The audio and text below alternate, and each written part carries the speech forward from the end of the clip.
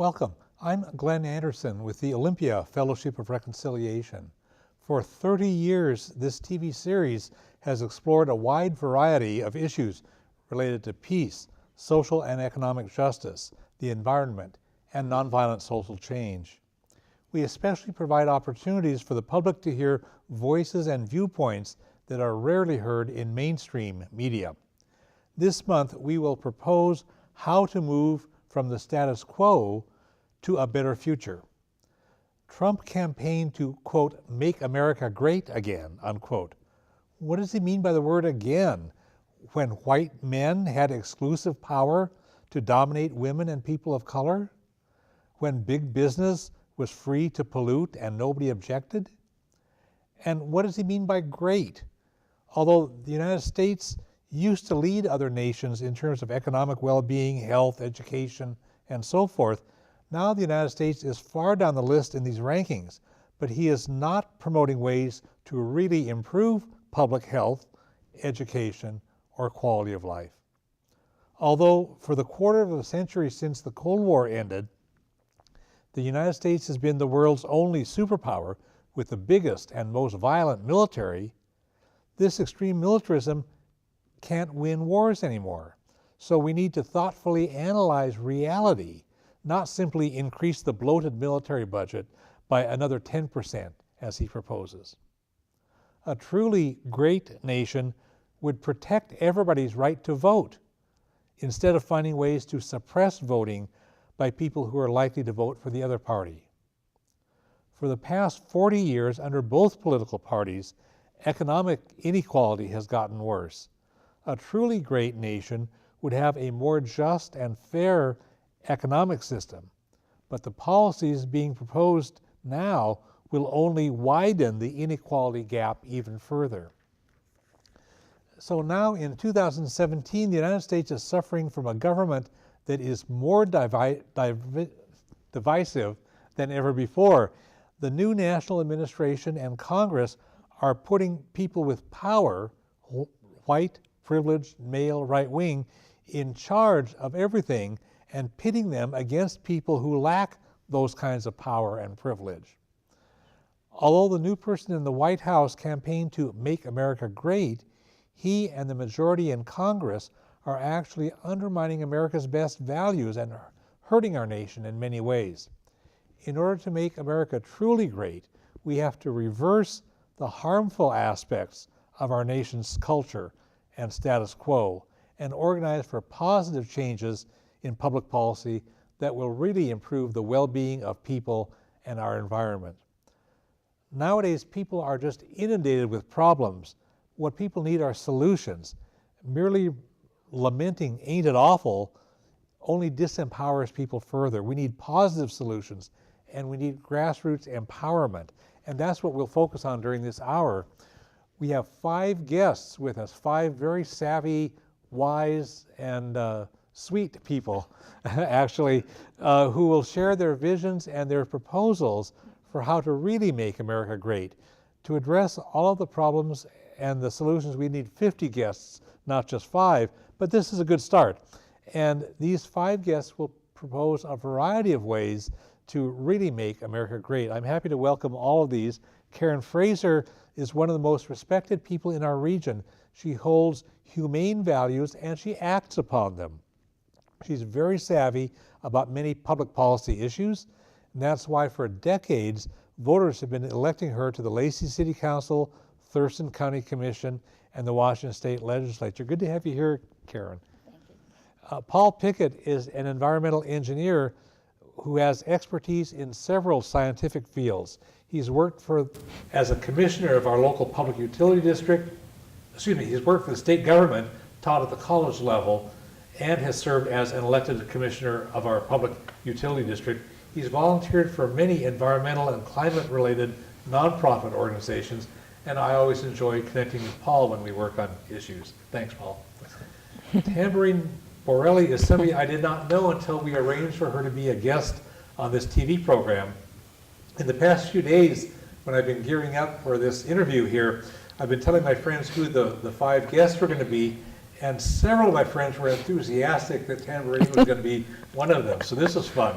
They're enthusiastic about her participation in this interview, and I've had a good time getting to know her a little bit now. She has solid information and expertise in our electoral systems, problems and solutions, and on some important issues that we'll talk about. She recently ran for the state Senate from the 2nd Legislative District, and she is a director at Election Justice USA, which works for integrity in our election system. Good to have you. Thank you for having me. Kim Dobson is well informed about a wide variety of issues, really the full range of issues that we'll be talking about during this interview, and a whole lot more issues. I enjoy listening to his thoughtful multi-issue radio interview program, Parallel University, on KAOS FM 89.3, every Thursday from 12 noon to 1 p.m. His academic background is in organic sustainable agriculture. He's a professional auto mechanic and does other kinds of hands-on work. Good to have you here, Kim. Thanks, Glenn. It's always fun to talk with you pleasure. about things. Cindy Corey has been internationally prominent in working for peace worldwide, especially peace between Israel and Palestine, to provide fairness for Palestinian people who are especially at risk. She is a leader in the Rachel Corrie Foundation for Peace and Justice, and she's well respected for acting upon her humane and compassionate values, which her late daughter Rachel also had worked for. Good to have you here again, Cindy. Thank you, Glenn.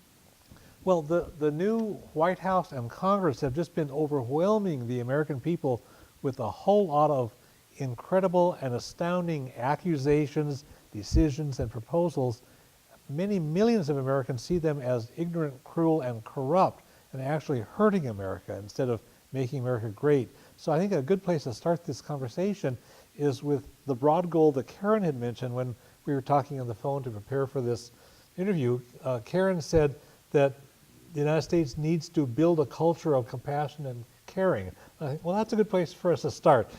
Tell us how you see that. Well, first I'd like to say I think we should expand our culture of compassion and caring, because that is widespread in the United States, and we need to expand it. And a lot of people I've talked to lately have said, you know, I'm going to do more personally in my life to make life better for other people. I'm going to do personal things. I'm going to support organizations that help other people have a good life, not, you know, to develop their abilities, to keep them from falling into bad situations, desperation, help them get out of desperation, you know, help with education, help with youth development, help with a safety net, help with health care. And actually, the more you spread values of sharing and caring and compassion and trying to keep people out of desperation, you will elect people who care about that. Because the way the election system works is people vote for candidates who share their values. So the more we can spread these kind of positive values, the more we will have more elected officials who share them and make decisions along those lines. That's a good approach. And Karen's humane vision is being rebuffed, of course, by powerful people in Washington, D.C., but we'll affirm that vision of yours. And the point you made about what people can actually do is something we come to near the end when we talk about, so how can we act upon these things that we've been talking about during this hour. Before all the conversations that we'll be having about a bunch of issues, we should probably start by just noting briefly what some of the things are that we have to turn around. And Tamborine, when you and I were on the phone to prepare for this interview, you said that the new administration and Congress are deliberately generating publicity in outrageous ways to divert and distract us from the really nasty legislation and executive decisions that they're doing. Yes. Tell us about that diversion and distraction process. Well, it's something that goes on quite a bit in mainstream media. It becomes more of a circus than anything else. So it's like the front page of the Inquirer, just, you know, things that are sensationalism that catches people's attention, that, you know, getting people to talk about the drama while what's happening behind people's backs in the House, for instance. And I brought a little cheat sheet, if, Sure. Yes. if you don't mind. Please. For instance, while all this drama is going on, I'm sure that there's people that have no idea that these particular bills have been introduced just in this past week, which is the first week of March 2017, Right. to end the EPA, Environmental Protection Agency, education vouchers, end Department of Education, repeal wildlife protection, the Affordable Care Act, defund Planned Parenthood, create national right to work, which would mean the end of unions, criminalize abortions and sanctions against Iran. These things affect people's daily lives, but they don't talk about those things, lest the American people look at each other and say, hey, we've got to do something about this. Let's rally together and affect some change. It's barely even whispered. Yeah, yeah. So there's the surface stuff that's out there for publicity that people will pay attention to because, like you say, it's shocking, it's whatever. And meanwhile, the other stuff is being... It's like saying, Glenn, look over there while I'm picking your pocket or something. That's it's the like that. Classic technique, right. Classic. That's good. Paul, when we were on the phone to prepare for the program, you mentioned some deep concerns about the survival of human civilization, and you mentioned specifically nuclear weapons, toxics, and climate disruption. And then you affirmed some positive ways to proceed. And one of the things that makes it fun to have you as a guest on the program is you can do both the hard stuff and a positive attitude. So tell us how the positive way that you can see things.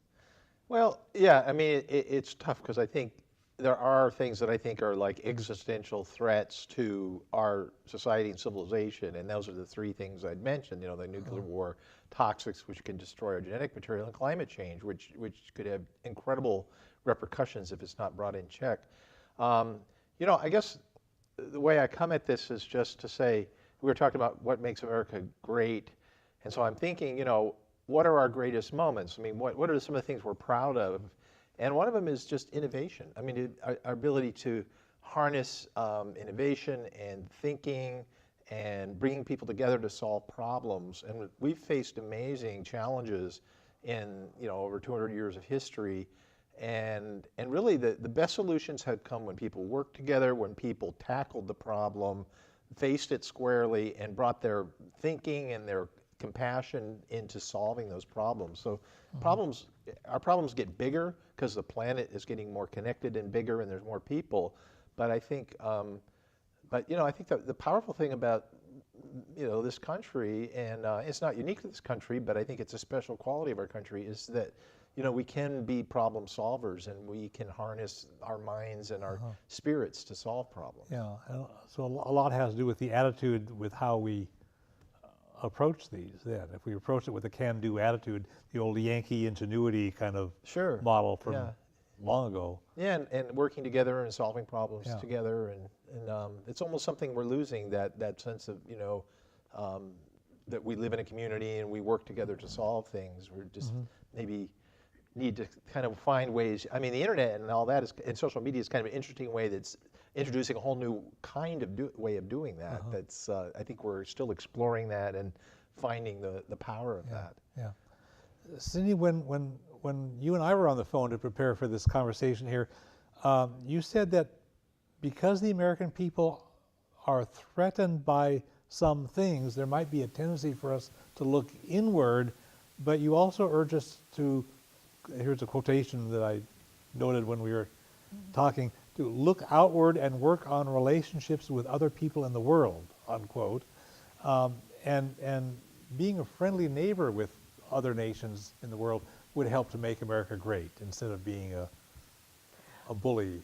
I think there's a danger when many of us do feel threatened by the current political situation here and are very focused on how we respond to that, to stepping back from some of our connections with other places. And it's been very important to me to be connected with the world. We live in a beautiful world and with beautiful people. And we have the social media. No matter where we are, we have ability to connect with people now and to have really very intimate connections with people. And and there's an eagerness for that. I see that. I'm very connected with people in Gaza right at this time. We're working more on that, but we get distracted too. Sometimes when when you haven't been there for a while, it's easy to lose touch because you get involved with the other issues that are going on. Right now is a moment when we're trying to really reconnect and establish that. But what I see is there's a hunger there to connect with people, to talk with people here about what's going on. Craig and I happened to be in Israel at the time that our elections happened. And so it was all pretty stunning to us. And then when we went out into the communities, talking to people, it's like, you know, what's going on in the U.S.? So there's an eagerness there to understand, and also some empathy. And kind of like, now you know what we're dealing with, you know, where we are. So I think on a grassroots level, one of the things that we can do, no matter what's happening within the government, and when we feel a little more powerless than we have before, is that we can maintain those kind of personal connections and community connections. I'm reminded too of the Thurston Santa Tomas Nicaragua Association. I just got an email today, this is in March, and they're going to be taking their 12th delegation of students from the Evergreen State College, I think mostly, to Santa Tomas. And that has been going on since, I believe, the 1990s. And so even though our governmental policies can be very troubling to people there and to us here, I think a lot of hope for the future can come out of the kinds of connections we continue to maintain and strengthen. Right. Yeah, we've done a couple TV programs about the community relationship. Our second program in this Olympia FOR series, our March 1987 program, was when Gene Eberhard had come back from the Seattle to Nicaragua Construction Brigade, and they were looking at the possibility of, should we have an Olympia to Nicaragua Construction Brigade? And that was all laying the groundwork before our sister community relationship. So that's been going on for a long time. And we've been in solidarity with delegations coming from there to here and here to there. And then the work that you do in the Middle East. And there's a lot of connections. The Global Days of Listening, communications with people in Afghanistan once a month. Trump called for a $54 billion increase in the military budget, and that's not really based on any functional need. It's just because we already spend way more than anybody else. And so instead of a legitimate need for a 10% increase in the budget, he just seems to have picked that number out of the air as a simplistic remedy, just like the other simplistic remedies he's doing. You oppose increasing the military budget, Cindy, and why should we oppose increasing the military budget? Well, you mentioned in your introduction that it's a bloated budget anyway, as it exists right now. And I think there are many good things that our military does. I know Paul and I were speaking about that before the program started, in terms of relief and disaster and that kind of thing. And there may be more need for that sort of thing as we go forward. But I think relying on military power as our way to provide security has not served us real well. And we've actually, with that power, created a lot of problems. We're seeing a lot of the results of that throughout the Middle East, I think, now. And so I think certainly whatever money we're investing in our military, I hope that more emphasis could be put on prevention. I think there are many military people in the United States that recognize that and speak to that. And I think I'm worried more about our political leaders at this time and what they might be advocating for. Thanks. Paul, the international context that we're in is also a global economic or environmental and climate context. And you've said that there's a danger for the ocean's food chain to collapse because of things going on. Can you tell us about this kind of briefly? We're tight on time. We got a lot of Well, things to yeah, cover. that's my 10-credit graduate class, but no. But actually, I mean, I think the point was that we are doing things, we are setting things in process and have been setting things in process for 50 years that can change the climate for 50 years. And the climate scientists have said there's just, some really catastrophic outcomes that are possible. The collapse of the ocean food chain, changes in ocean currents that make take areas that have agriculture, turn them into deserts. So you could have famine, you could have people disrupted, moving, disruption of social. And that ties back to what you were just saying, because there's some really interesting terms that have come up in the last 10 years where they talk about water security and food security and climate security. And the point being, if you don't pay attention to the things like, are people getting enough water or food? Is climate disrupting people's livelihoods? You're basically creating the situations where you feel like, oh, well, the only answer is like send the army in. And really, I think there are a lot of, and I heard a speaker who was an admiral, and if you look up Penn State Admiral Climate on the Google, I can't think of his name, but he's this wonderful speaker, and he was talking about how, talking to the military about, the climate is just going to make your job much, much harder and create more problems. So we got to take a step back and focus on addressing those issues that underpin what disrupts societies and makes governments break down and people become desperate and create refugee problems. Yeah, great. Kim, this next is for you.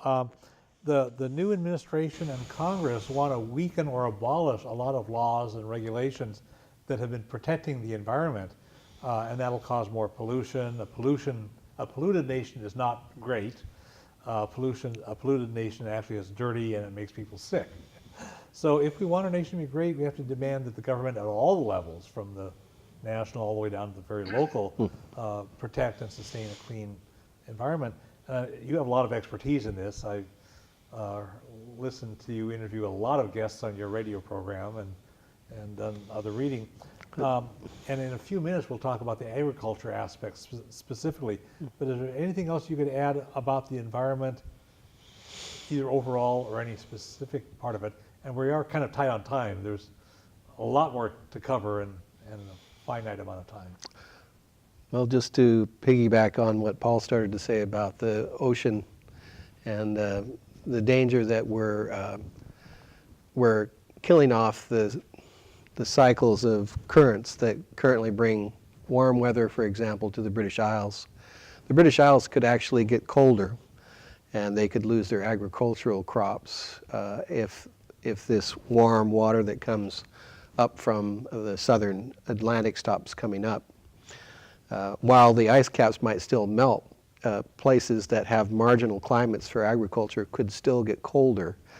It's kind of hard to think about, but it's not going to be uniform warming around the planet. So it's going to be a hit and miss. Yeah. For example, we're the coldest place in the North America compared to the rest of the continent now. So this month we're about 8 degrees or something below our normals, and we've got snow every day the last couple of weeks.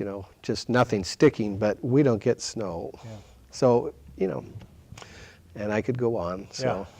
Yeah. And Paul, you had identified climate disruption as this major worldwide problem, and you told me on the phone that the climate disruption causes famine and wars, and you mentioned that again now, and it connects then with Cindy's concerns about foreign policy, and then as you mentioned, that causes refugees when people have a famine. So I mean, all of these issues that you have are interconnected in so many ways. What we want to do with this conversation is not just lament about the problems, but move towards solutions. And so I'm wondering if you or anybody could propose concisely some remedies that would relieve the problems. I mean, that's, well, for one thing, I think that just to invest in non-carbon energy is a huge, huge piece. I mean, we have to decouple ourselves from carbon and reinvent. I mean, we've been using carbon since people first built fires. Carbon meaning things like oil, coal, Exactly, and natural gas. fossil fuels, and No pun intended. no intended. But it's you know, it's a huge challenge, and yet the technology is there. There's new solar advances. There's windmills, and the ironic thing is, when you want to buy a windmill, you buy them in Europe because they put the investment into it. I heard San Francisco wanted to build mass transit and went to China to get designers.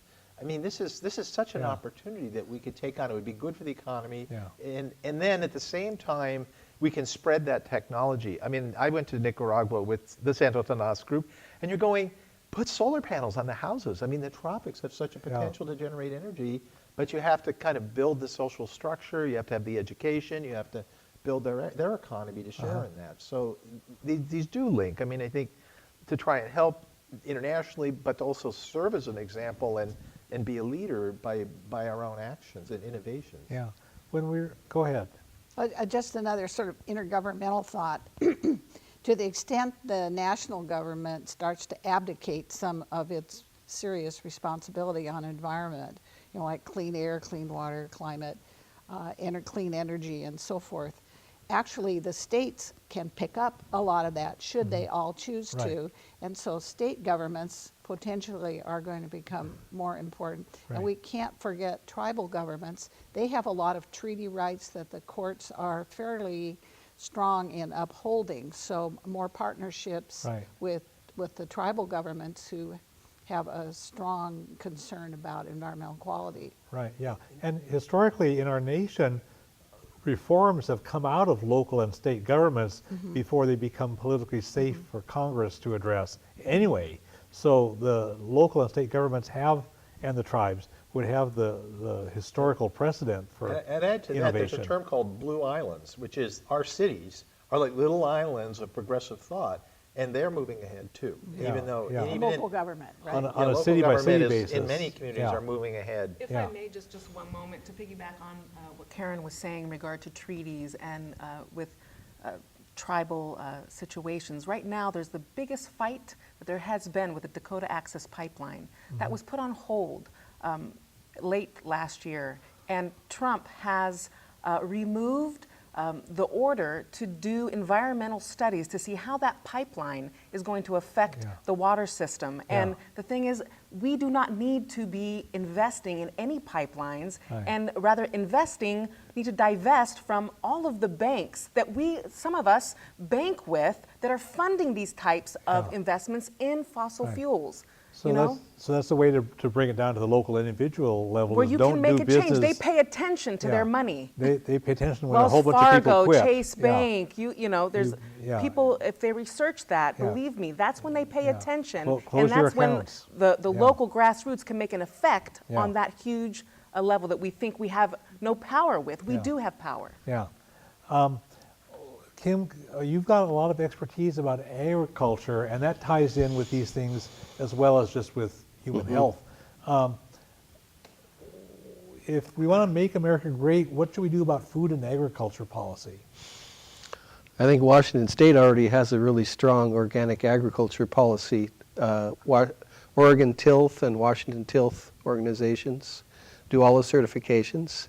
We have 23 farms, or 23 certified organic farms here in Thurston County. There's like 60 in Skagit and something like 70 in Whatcom. There's 63 in Okanagan and 90, over 90 in Yakima. And, Eastern Washington actually has more organic farms than Western Washington, just because it's an agricultural area. But I think customers are pushing this.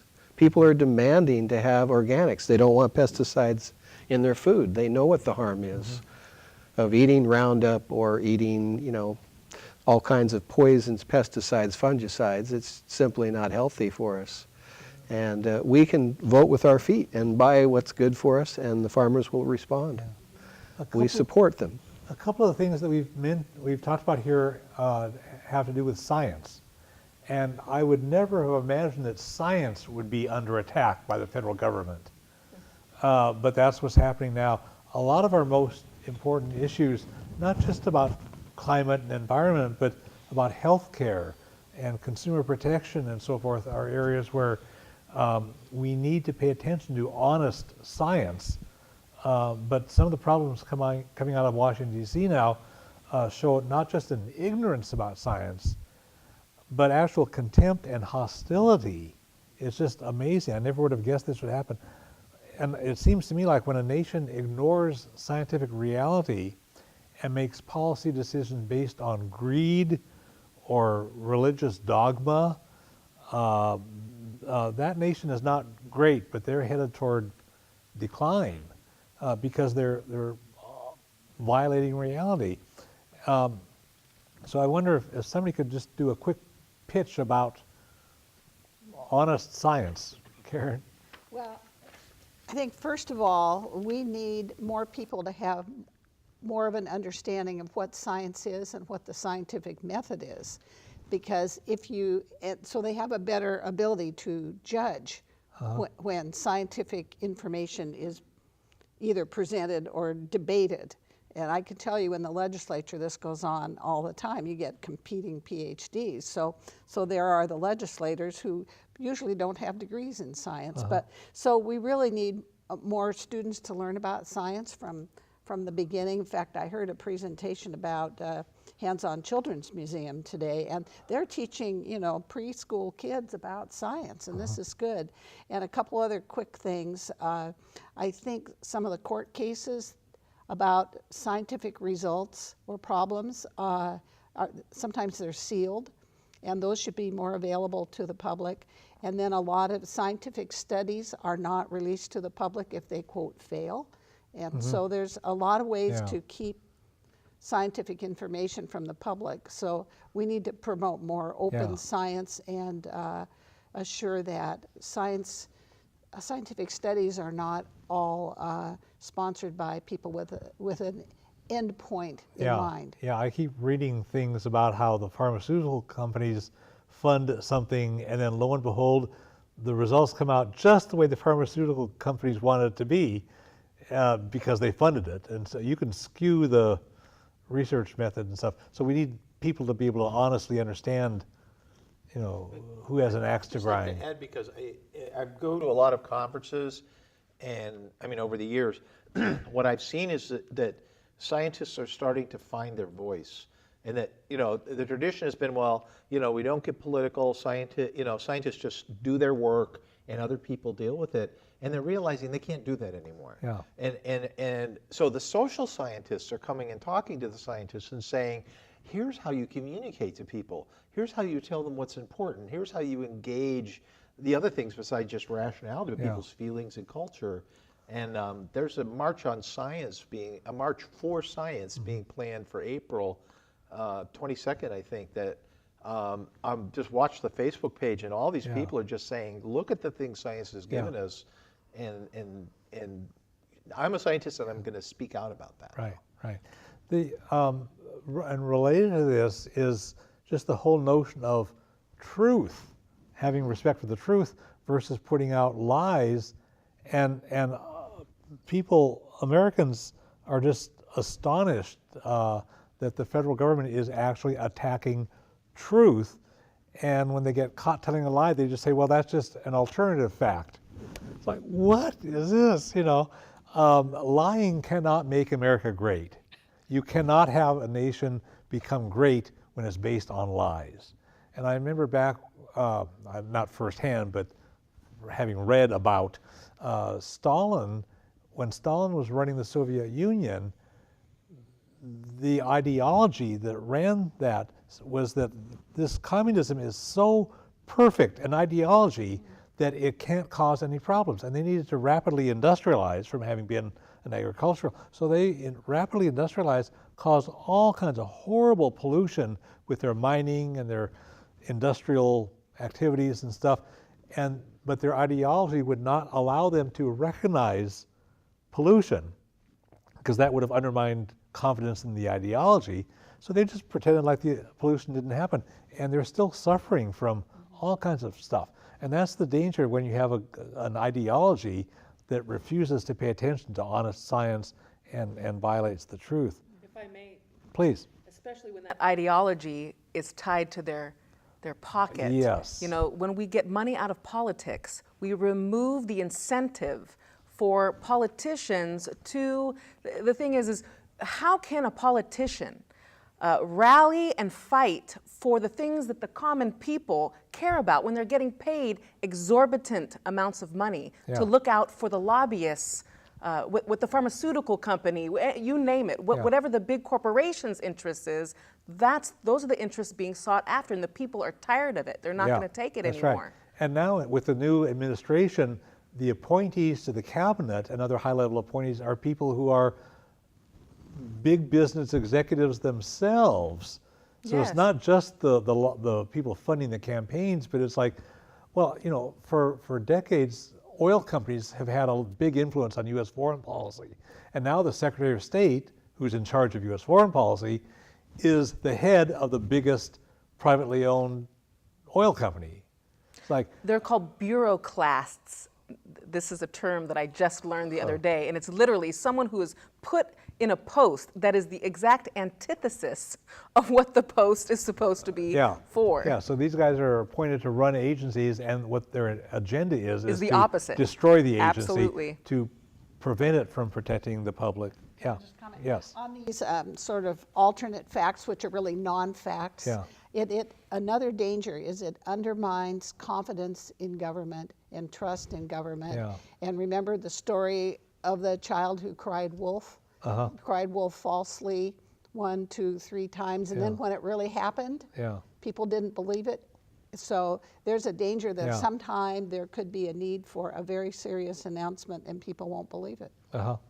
I was interested in what Paul said about a march for science. Last night I heard the comedian Trevor Noah asked a question about protest and whether it does anything.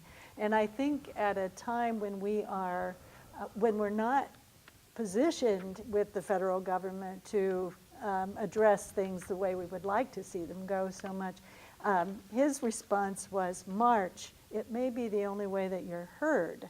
And I think that that's what we're seeing, that people really networking and getting out there, organizing, and making sure that our voices are out there challenging can make a difference. We've seen it with the town halls with the Affordable Care Act. So I was interested. I'm glad there's going to be a march for science. Cindy, just if I may for 2 seconds, Glenn, today I was at the Capitol, and do you know, there was a congressman from Whatcom that introduced a bill that would make it illegal for you to protest or for you to march. Is this Doug Erickson from Skagit County?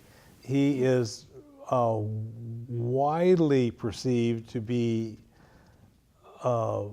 representing the oil refineries at Anacortes, and he is the guy who's being hired by the Trump administration to work for the EPA at the same time, so he's double dipping. He's got that federal job in D.C., and but it would make it a crime to protest against energy. So they wouldn't do that unless it actually does something. So that tells you, make sure they don't ever get away with taking that right of ours away. What I want to get in that is it's so easy for us to keep complaining and speaking our outrage, but I think the key point is to act. Absolutely. And it's like when there's a march, go to the march. I mean, I went to the march they had at the Capitol the day after the inauguration day. So powerful that the lines we were at the end of the march, and the beginning was coming back around, making a full circle. It was incredible.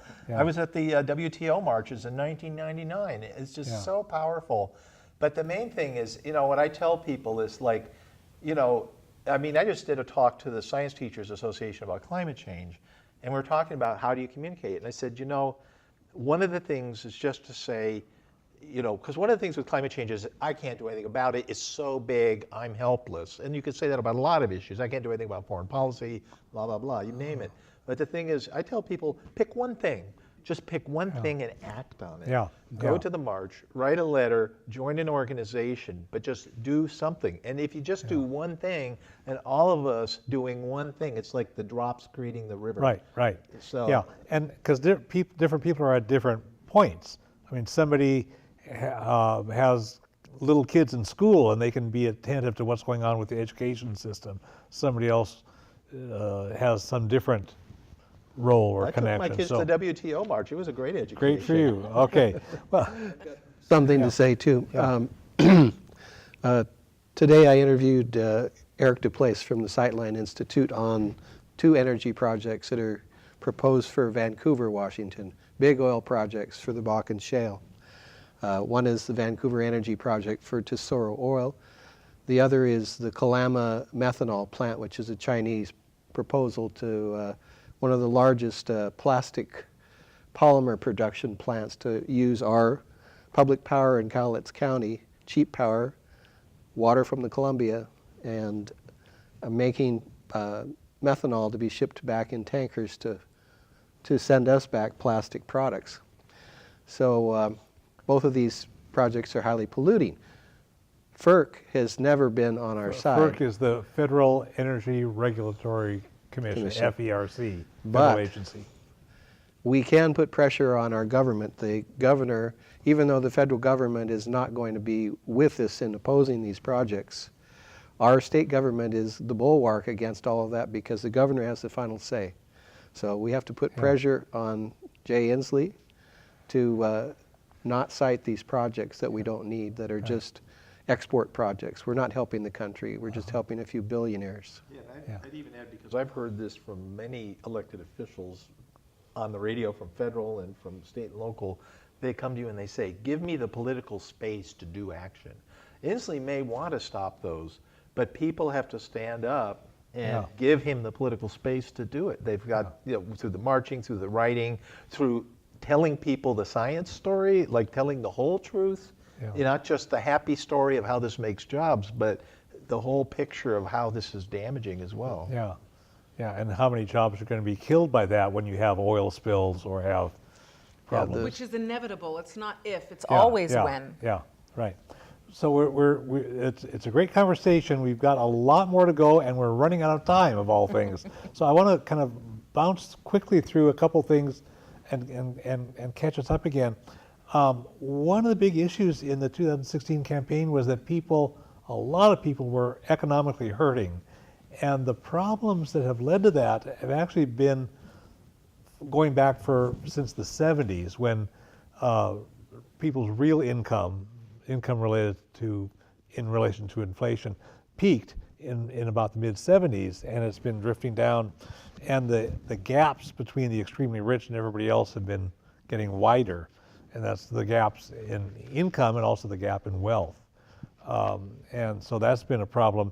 And we need positive remedies for how to fix the economy in ways that don't just add more to the extremely rich people and the big corporations. One of the other issues that it's around and has been controversial for years is health care. And Obama pushed through the Affordable Care Act in 2010, and the Republicans immediately said, well, if Obama's for it, then we're against it, even though it had been based on the proposal that the Heritage Foundation, a right-wing group, had been pushing before, and that the Republican from Massachusetts that ran in Romney, before it was Obamacare, this was actually Romney Care. That's what he pushed through in Massachusetts, but because Obama wanted it, then the Republicans came out against it. And I wish we had single payer, universal single payer, which is a whole different thing, a simplified thing. Just before we taped this program in early March of 2017, the Republicans put out their proposal to repeal Obamacare and replace it with something, and the liberals are opposing that Republican plan because it's like really horrible. It would kick many millions of people off of health care, and it would weaken the care for other folks, and it would raise the prices. So the liberals oppose it for those, and the conservatives oppose it because it's not harsh enough.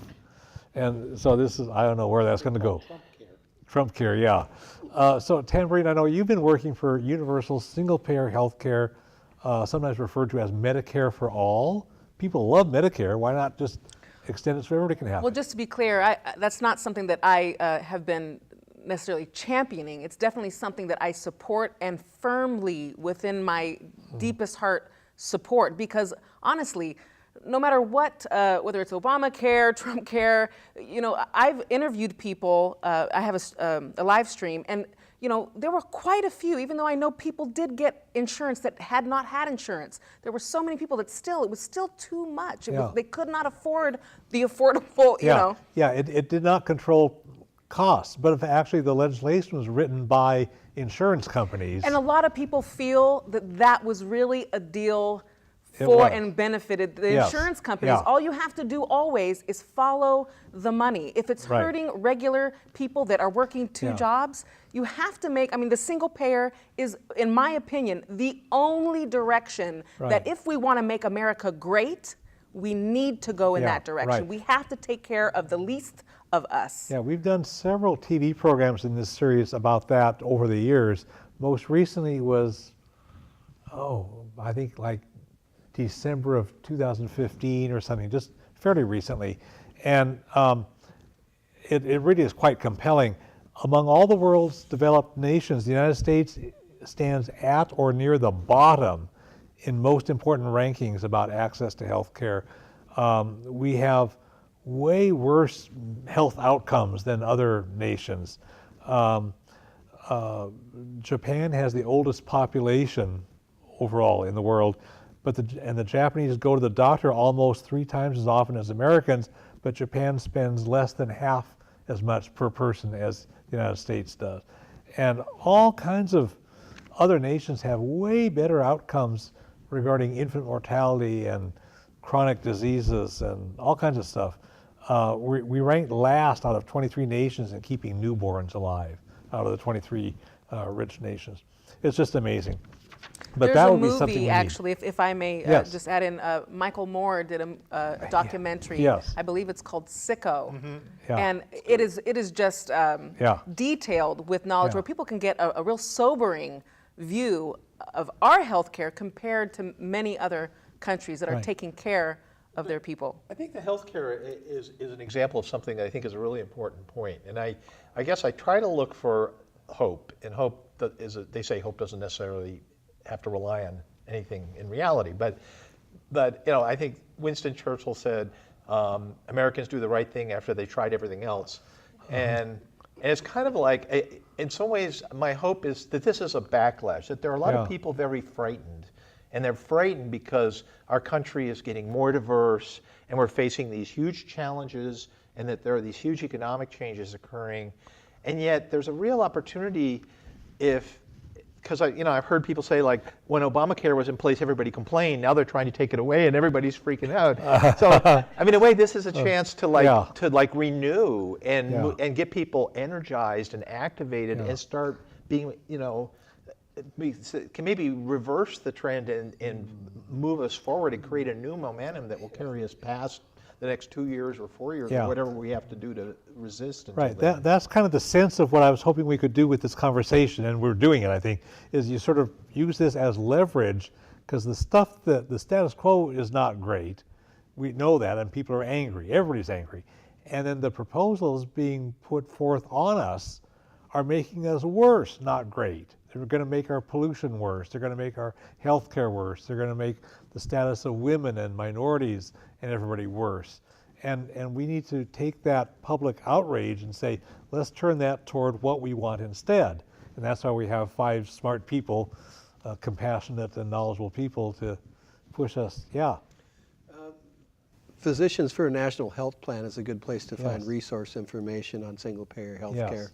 It's a national group of physicians who are working hard on this. Right.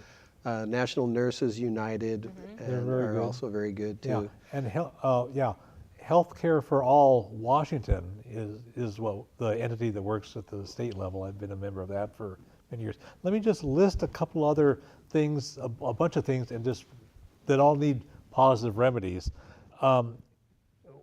that we don't have time to discuss, but I just want to list them because otherwise people would say, how come you didn't talk about reducing gun violence? Well, we didn't have time, you know. But there's a whole bunch of things. If we're going to be a great nation, we need to solve a number of problems. They include and are not limited to protecting every person's human rights, constitutional rights, civil liberties, protecting every kind of underdog from all kinds of oppression and bullying, stopping the divisiveness and the injustices against various kinds of people based on race, gender, sexual orientation, religion, national origin, immigration status, disability, language, and so forth.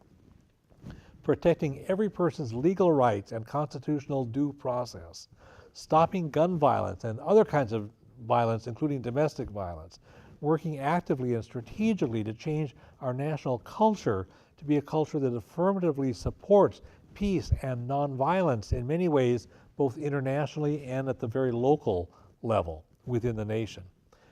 That protecting the public sector from privatization, this includes protecting Medicare from privatization, protecting the postal service, public lands, parks, and infrastructure like bridges and water systems, and then excellent education for everybody, regardless of who you are and regardless of where you live. So those are just a couple of examples of more things than we have time to talk about. But all of these, there are positive remedies that are being proposed by people working on these, and those are places that our viewers might be able to connect in.